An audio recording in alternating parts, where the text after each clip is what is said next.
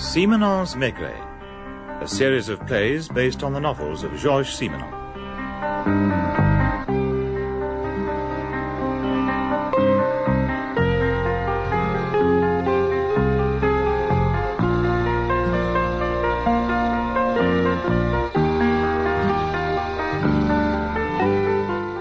It's strange, isn't it, George, how little one troubles to find out about a town until one has to. What gave rise to that not very profound remark, Jules? It wasn't meant to be profound, it's just a fact. Were you thinking of any town in particular? I should think it's true of all towns, cities, villages. No, I was thinking of Cannes, as a matter of fact. A beautiful place. I know it very well. You've spent holidays there? Yes, of course. Many times.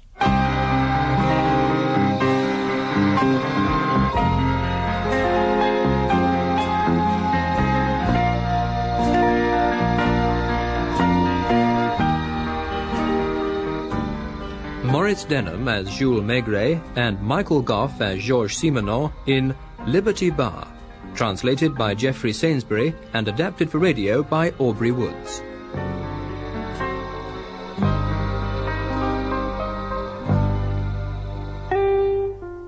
What comes to your mind when you think of Cannes? Let's see.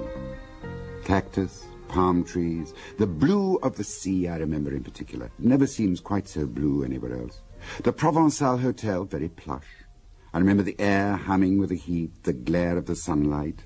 People moving about like shadows, shadows in white suits, white dresses, with tennis rackets in their hands. There you are, you see. What do you mean, there I am? Well, that's the Cannes I'd always known. And then one day I went there on a case, a murder case. Tactful handling required, according to headquarters. Why? Well, fellow had been in the intelligence service during the war. William Brown was his name, Australian-born. Lot of money. No longer in the public eye, but still worth a headline or two on a slow news day.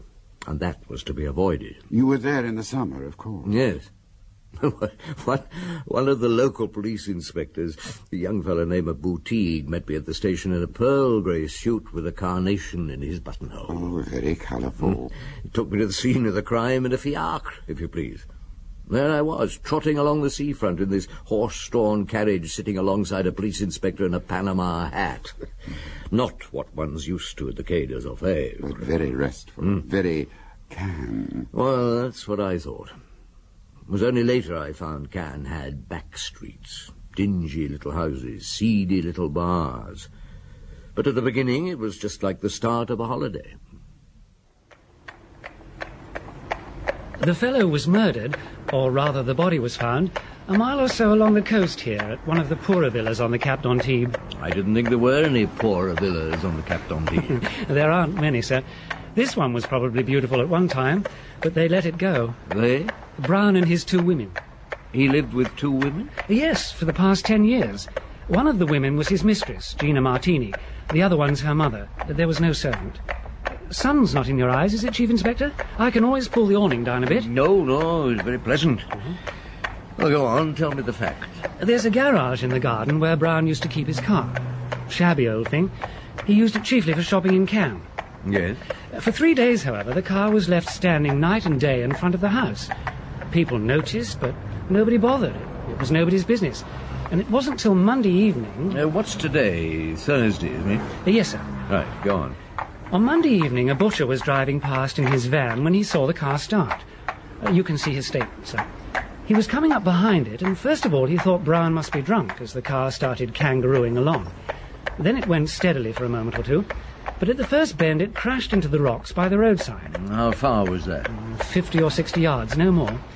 Well, the butcher pulled up, but before he could walk across to it, 2 women got out of the car and started running towards the town. Were they carrying anything? 3 suitcases. It was getting dark. The butcher didn't quite know what to do. In the end, he simply drove past the women and reported what he'd seen to the first policeman he came across. Word was sent out, and a watch was kept. Before long, they were spotted making for the station. Had they still got their suitcases? They discarded one on the way. It was found yesterday, hidden in some bushes. What explanation did they give? First of all, they said they were hurrying off to see a sick relation at Lyon. But the chap who caught them was shrewd enough to ask them to open their luggage. And what should he find but a packet of bearer bonds and about £800 in Bank of England notes? So he arrested them? Yes. Quite a crowd collected, so he escorted the two women first to the police station and then to the local prison where they were locked up for the night. The house was searched? First thing next morning. At first they found nothing. The two women pretended they didn't know what had become of Brown. Finally, a gardener pointed out a place in the garden where the earth had recently been dug up. And a couple of inches deep, they found Brown's body fully dressed. And what did the women say to that? They changed their tune at once. What they said now was that 3 days before their flight, Brown had driven up to the house. They were surprised he didn't put the car away in the garage at once. Gina looked out of the window and saw him staggering up the garden path. Well, thinking he was drunk, she started shouting at him. Then he fell full length on the doorstep. Dead, of course. As dead as a doornail. When we examined the body, we found he'd been stabbed between the shoulder blades. And they kept him in the house for 3 days without saying a word about it? Exactly, sir. In the end, they buried him and took to their heels. Taking the money and the bearer bonds? And all the valuables they could carry. You can understand the car standing 3 days on the road. Gina could hardly drive at all. She'd had a few lessons, but wasn't up to backing the car into the garage. Was there any blood in the car? Not a sign. But then they swear they washed it off. Well, is that all? Yes, sir. Except that they're furiously indignant and demand to be released. Do they, indeed? Ah, there's the villa. I think I'd like to take a look around on my own, if you'd let me have the keys. Certainly, sir. Look, why don't you go and collect the two men and bring them over here?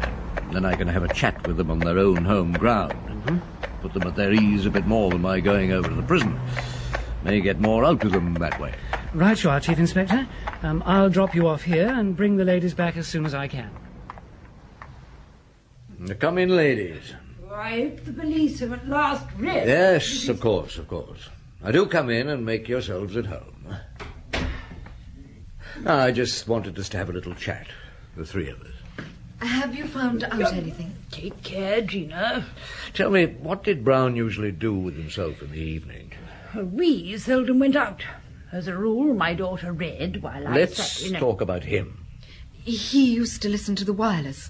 The fonder one is of real music, the more one hates... Was his health good? Oh, if only he'd listened to me, he'd never have been bothered by his liver or his kidneys. Now, you told the police he drove up just after 5, walked up the garden path, and then fell on the doorstep. Yes, just as if he were dead drunk. I shouted out to him from the window that he could come into the house when he was sober again. Did he often come home drunk? Oh, if only you knew the patience we've had to show during the 10 years... Did he often come home drunk? Whenever he went off on one of his bouts, that's what we used to call them. And these bouts were frequent? Generally once a month. How long did they last? Oh, he'd be away 3 days, 4 days, sometimes even longer. And when he came back, he'd be filthy dirty and soaked with drink. But you didn't stop him going off again the next time? Well... Oh, surely the two of you had some influence over him. We couldn't stop him going to get the money. The money? I see. And you couldn't go with him? This is all very painful, Chief Inspector, but I must explain the situation. You see, we weren't married. Of course, William always treated me as his wife, even to the point of having Mamma to live with us. And I was known to the people here as Madame Brown. Otherwise, I should never have been accepted. Neither should I. So that was why you let him go off every month, to get his money. Where did it come from? He never told us. I tried to follow him, but he always shook me off.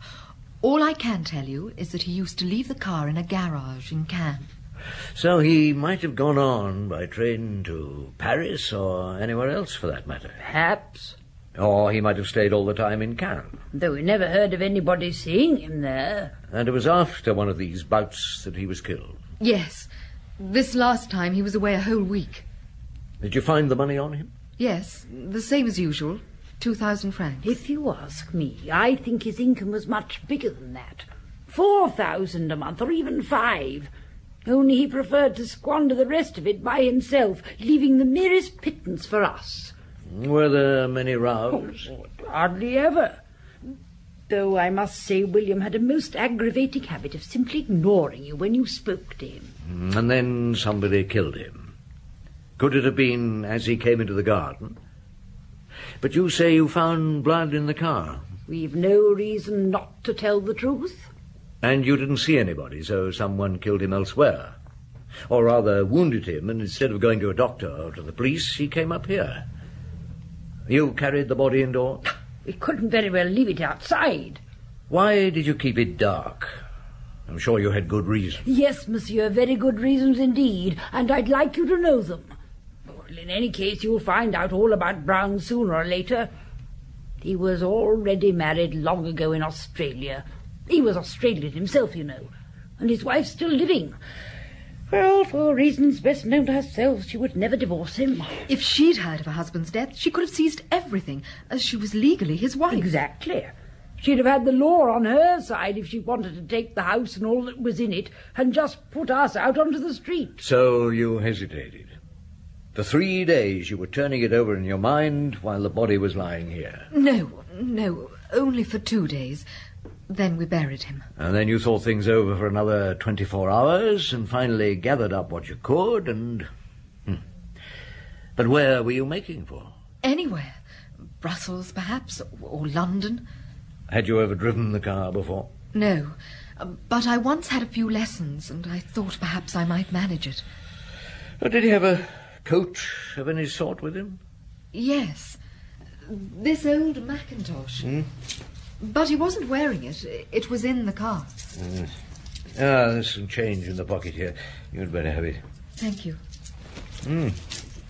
What are these? Well, I'm sure I don't know. Slot machine counters. 10 of them. I wonder where he got those. Madame Martini, do you have the address of that garage where Monsieur Brown used to leave his car? Well, he used to bring the car in one day and then fetch it again a few days later. Drunk? Yeah, that's how I knew him best. And you've no idea where he was? What, while the car was here? No, not the slightest. What did you make of him? I never gave him a thought. Do all the bars round here have slot machines? No, they're prohibited 2 months ago. Oh, the only place you'll still find them is in those little bars behind the repair yards. They don't bother there, and the police don't bother them. Well, thank you. Yeah, try the Liberty Bar. The Liberty Bar? Yeah, and give Fat Zsa Zsa a hug from me while you're at it. If you can get your arms round her, that is. Hello? Anybody there? We're through in the back room. What you waiting for? Oh, good afternoon, Shasha. You've taken long enough to get here. Sit down. You don't mind if Sylvie and I go on with our lunch? No, not at all. I've never seen you before. Where are you from? Nice? Antibes? Paris, police judiciaire. Oh, so it's true, is it? What? That William was some kind of important person. Who are you, Sylvie? Oh, that's William's goddaughter. Goddaughter? Oh, not in a religious way. He wasn't at her baptism. In fact, I'm not sure there was one. Was there, Sylvie? Certainly there was. William took to her. She used to tell him all her troubles, and he'd do his best to comfort her. Have you had your lunch? Oh, yes, If not, you've only to say so. We don't stand on ceremony here. How long have you had this bar? I dare say it's 15 years now.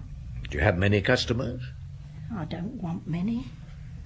The ones who do come here are more friends than customers. Like William. They know I'm alone and I like a bit of company, and they drop in to split a bottle with me. Get a glass for the inspector, Sylvie. Oh, all right, Zsa Zsa. Don't take any notice. She adored him, so it's been a dreadful blow. She sleeps here? Sometimes not. What does she do? You mean you don't know? Well, I think so. But did William know? Everybody knows. How long have you known him? Seems like I've known him always. I remember him in the old days. Owned a yacht. Used to come down here all dressed up in a white cap with a pretty girl on each arm. When my husband died, I shut this place for a month. Then the next winter, I spent 3 months in hospital with peritonitis, and when I come out I found someone had gone and opened another place bang opposite. Since then it's been quiet enough here, but now I don't bother. When did you meet William again? He turned up one day, out of the blue. We got tight and sat up telling stories half the night. In the end I put him to bed on the divan. He was too far gone to get home. Since then he's been coming to see me from time to time. How long did he stay? 3 or 4 days, mostly. How did you get to know her, Sylvie? Poor thing. She come in one night with a couple of fellas, commercial travellers, some such. They were drunk. She tried to get 'em to go back to some hotel with her, but you could tell she didn't know how. In the end, they got blind drunk and left without her. She started crying, so I took her in with me. Now she stays when she wants to. Quite a habit. Was she and William... Never. Oh, I'm sorry, I didn't know you were there. It's all right. Here you are. Oh, thank you. Now, what time did William leave here last Friday? Directly after lunch. We finished about 2, like today. Did he say where he was going? Never did. Were you here? No, I left about 5 minutes before. To go where? To work. Down to the harbour? There, or anywhere. According to the 2 women up at the house, he didn't get there until after 5. Did he go to other bars like this? Not as far as I know. Anyway, there aren't any other bars like this. What attraction do you think Brown found there? In Liberty Bar? Let me ask you a question. Ever heard of a drink called gentian? Yes, the drunk's last resource. Isn't very alcoholic, but when you've spent a lifetime soaking up every drink imaginable, it's about the only thing you can still get a kick out of, right? Yeah. Liberty Bar was the same thing for Brown. No vice, or at least no malice. A place where nothing had to be explained. The last refuge of a man who sampled everything and lost everything. And as a reaction, of course, against those other 2 women. And against the respectability and the boredom, the straight-laced Australian sheep farmers. Oh, he embarrassed them. I realized that the moment his son turned up. Although, apparently, it was common knowledge around the Riviera that the son wasn't as straight-laced as he'd have liked everyone to believe. He had a mistress tucked away somewhere, didn't he? Like father, like son. Oh, but he was very discreet, not like father. A widow installed in a little villa in Cap Ferrat. Whenever he left his hotel to visit her, he went out and came back in again by the staff entrance. So as not to scandalize the hall porter? No, something like that. But this time his mind wasn't on his merry widow. All he could think of was getting his father buried as quickly as possible and getting back to his money-making. I saw him in the suite he'd taken in the Provençal Hotel. Take a seat, will you, Chief Inspector? Thank you. Are you handling this case? Yes. It's an absurd affair, isn't it? Oh, not so absurd as all that. I mean, annoying. It's always annoying to get a knife between your shoulder blades. Still more when you die of it. You know, perhaps, that my father led a rather wild life. He certainly had a mistress. That's not all. Far from it. I'm sorry to have to speak like this, but if you don't understand the situation, you may put your foot in it. My father came to Paris many years ago without my mother. He nearly ruined us. Eventually, my mother managed to take the business out of his hands. She suffered a lot. And it was she who put the business on its feet again? With my uncle, yes. Her brother, I suppose. Yes. My father seemed to have lost all sense of dignity. We don't need to go into details. I'm sure you understand. One question, Mr. Brown. Where were you last Friday? Last Friday? What's on your mind? Nothing. I simply asked you where you were. Has that any bearing on the case? Perhaps it has, perhaps it hasn't.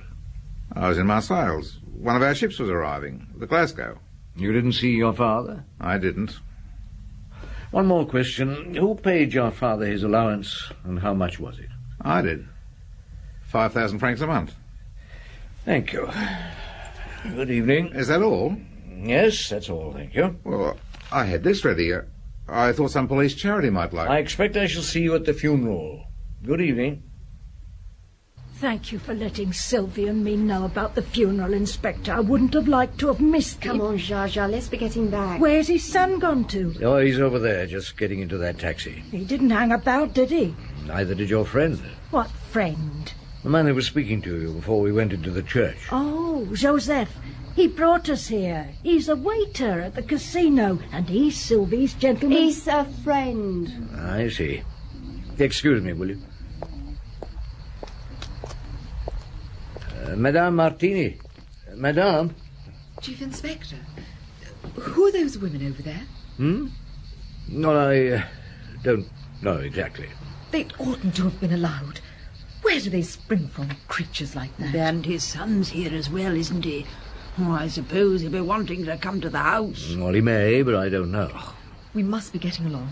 We've got a lot to do. Goodbye, Inspector. Goodbye, lady. So they're the ones. Was he really married? Where's Sylvie? She's gone on. A funny funeral.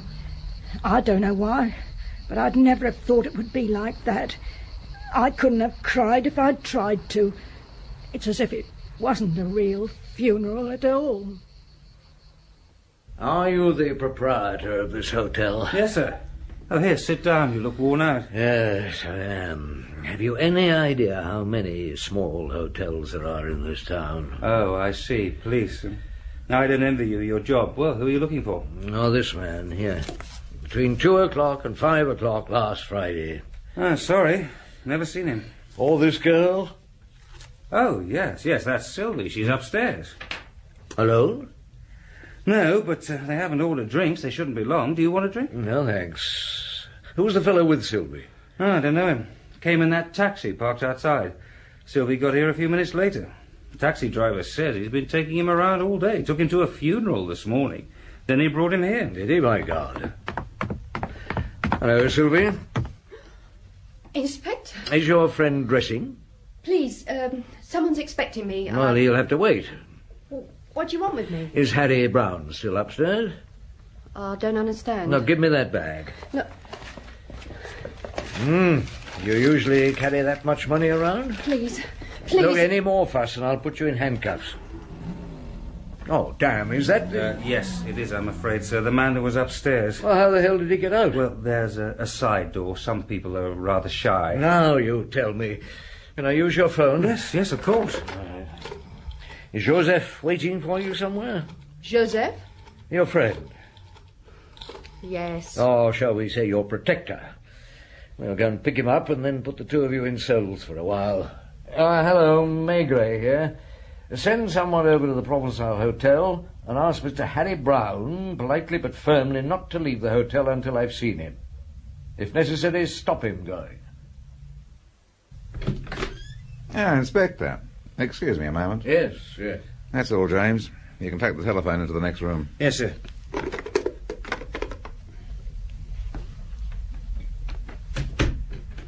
Read this, Inspector. That's what I paid Sylvie 20,000 francs for. Thank you. Huh? Your father's will? Yeah. I must first of all explain a few things to you.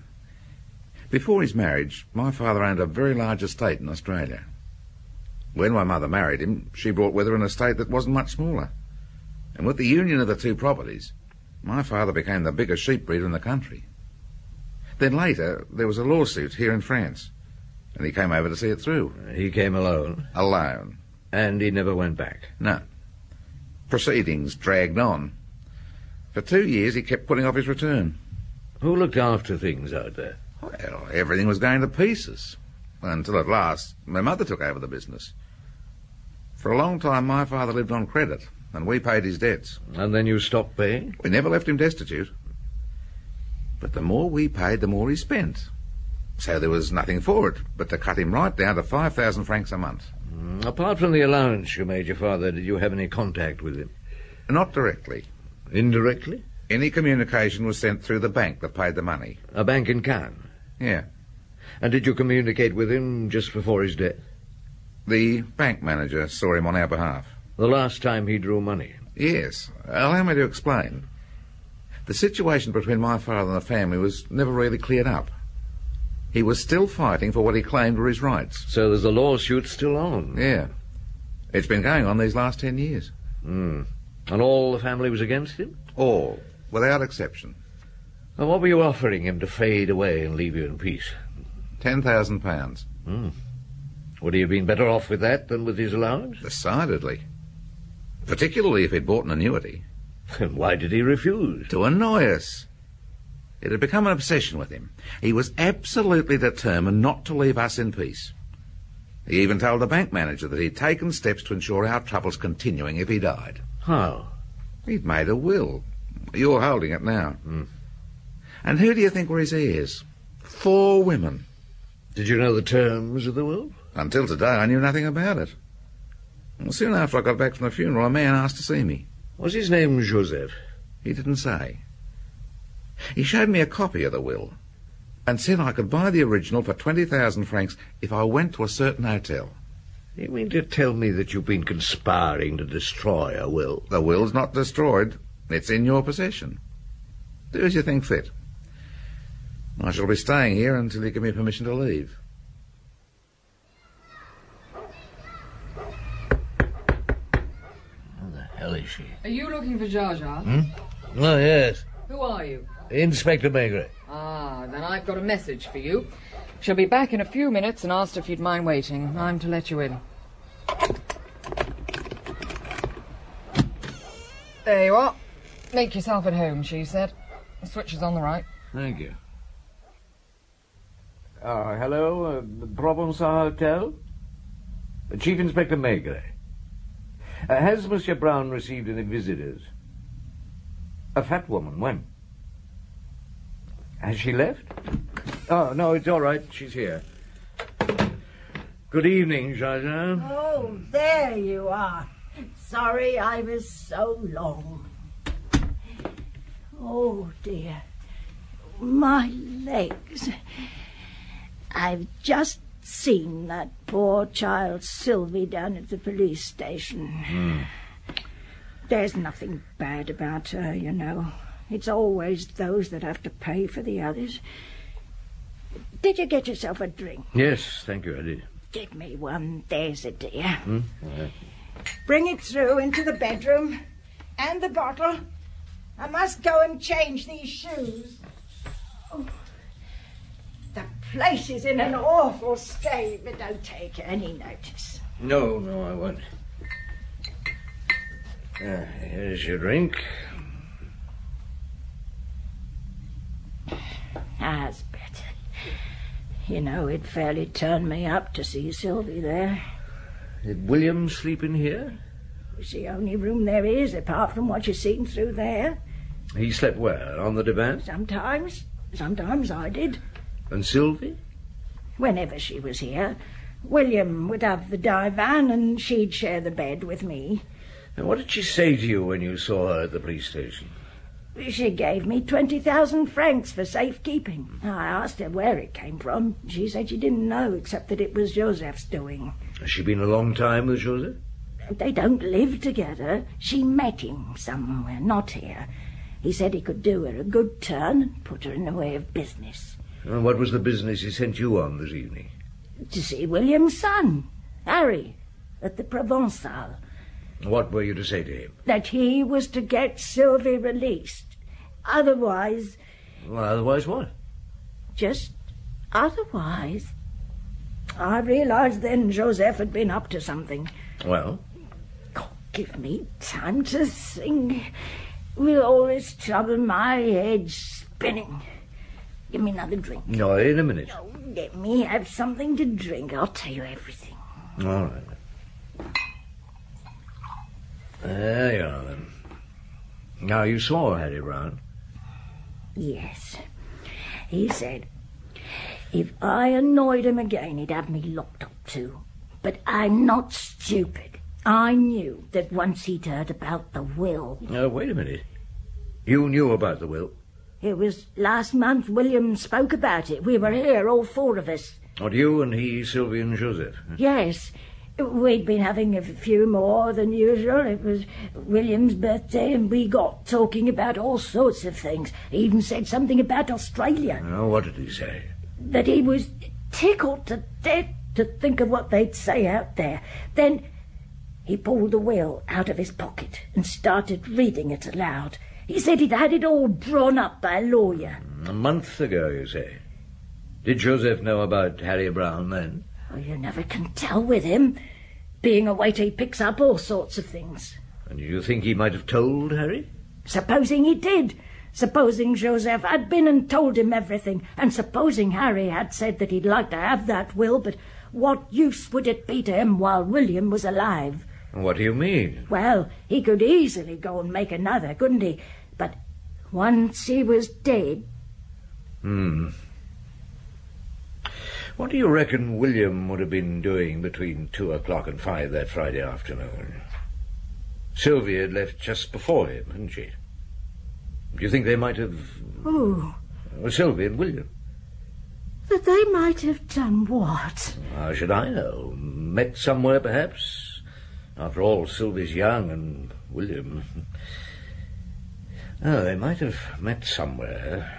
Joseph would have been in hiding, and at the right moment he'd jump out and stab William in the back. What? Harry Brown suggests the crime, Sylvie decoys William to the spot, Joseph does the rest. And then Harry is told to bring the money to the hotel, and when Joseph gets arrested, he sends you off with a message for Harry to say he'll spill the beans if he's not set free. That's it. Yes, that's it. And me thinking... No, it's not true, it can't be. It's not true. Not Sylvie. Now put that bottle down. Charger! Oh, God, no. Something to tie it up. This will have to do.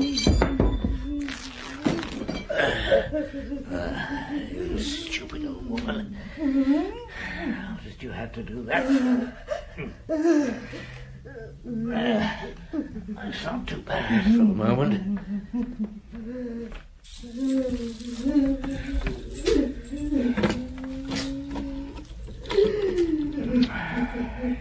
Come on. Hello, police here. Emergency. Send a doctor to Liberty Bar. A woman has cut her wrist. Liberty Bar. For the love of God, get a move on. How will she be, Doctor? Well, it's hard to say.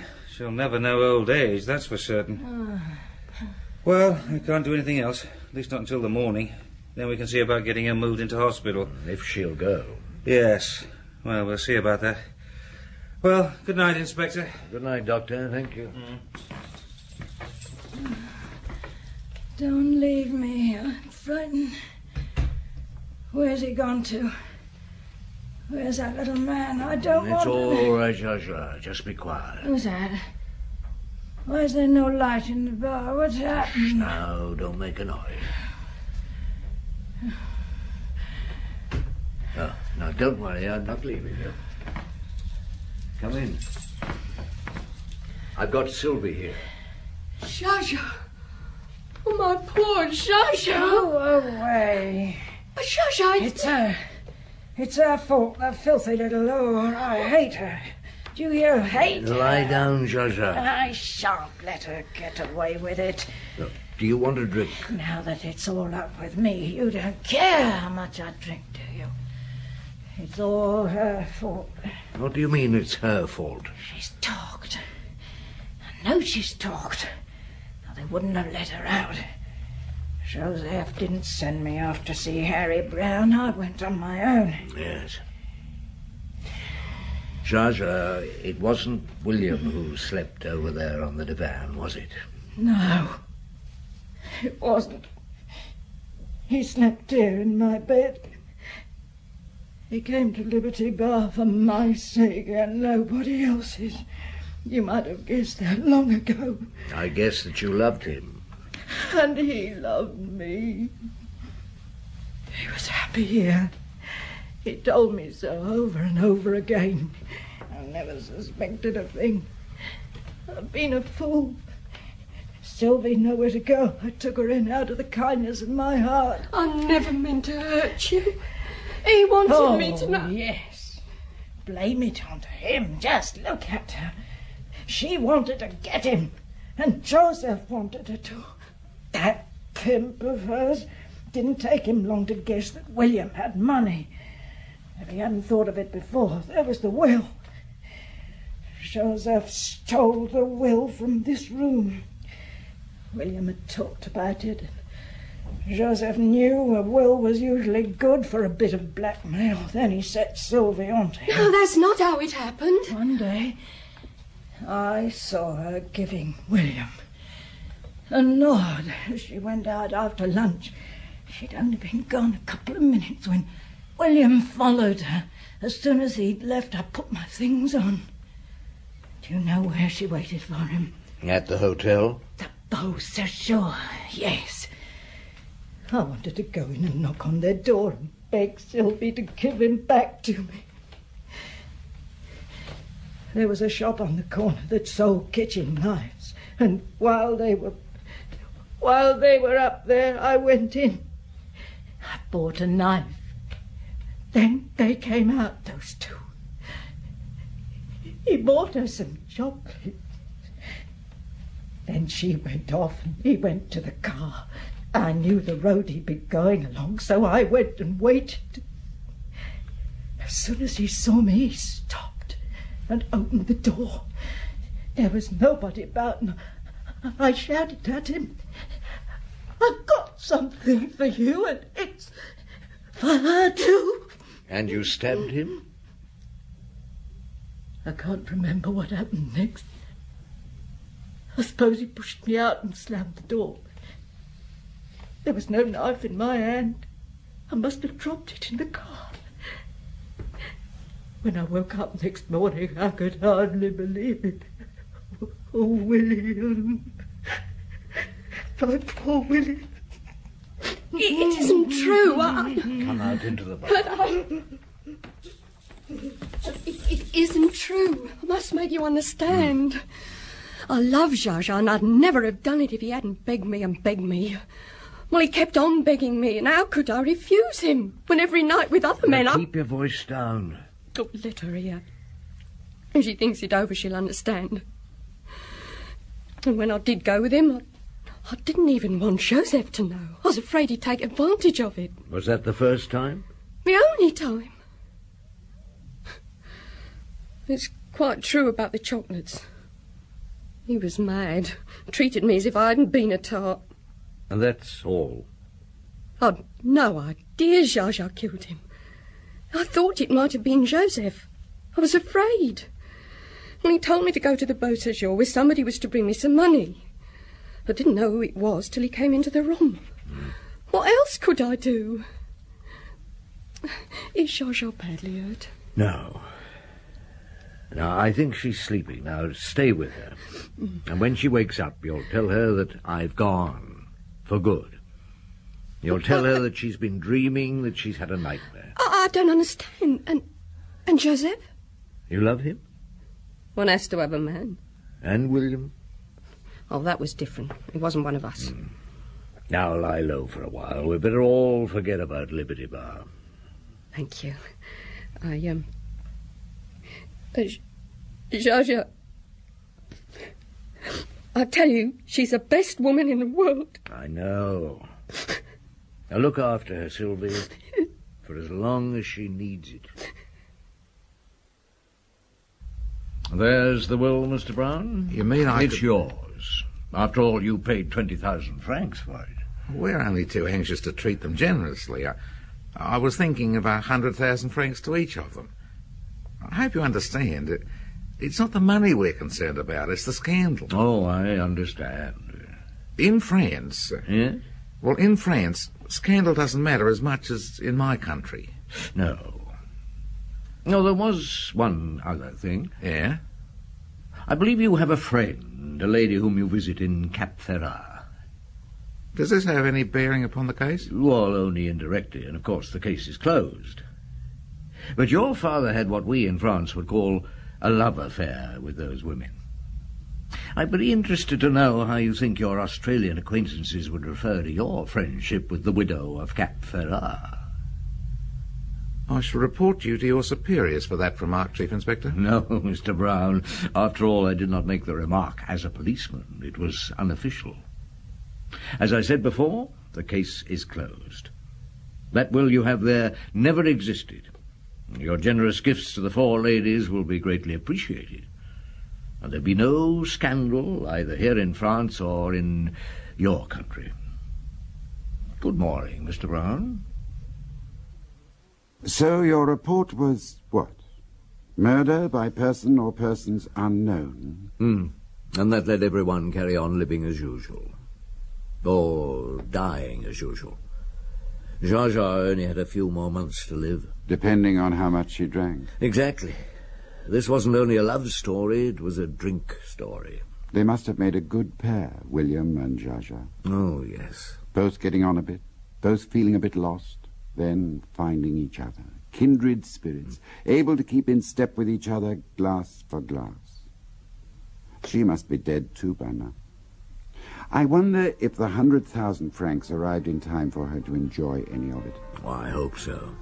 So do I. Anyway, it's over now. Whatever happened, it was a poor little love story with a rotten ending.